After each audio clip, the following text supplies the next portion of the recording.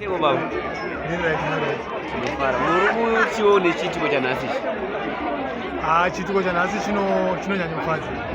Takatarisana nekereke yedu taratidza kuti tine kereke yakarongeka uye zvakare nekuva nehedhofisi tinenge taine nzvimbo yekuti isusu sekereke togonosvikira zvakare hama neshamwari vanenge vari mavhizitors vangave vemunyika vangava vemamwe makereke vanowana pekusvikira pachii.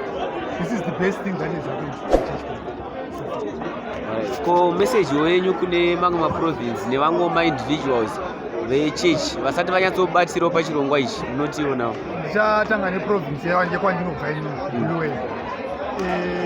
Paprogramu yakadai so vana vekubuluwayo ngatichibatanei nevamwewo including veharare vakanyanya kusekeresa zvakanyanya paprogramu ino. Kumaprovinces ese ari muZimbabwe ngatibatanei tibate pamwe chete kuti chinhu chatatanga ichi chisadzokere kumashure asi chirambe chichienda mberi chichiramba chichivandudzika kusvika Mwari azoti izvoni zvakwana. Asi ndinovimba kuti uku ndokutanga kwegore rakanaka regore rinouya nomwe urongwa hwakawanda munyika. Tinotenda baba, muva nenguva yakanaka. Tinotenda.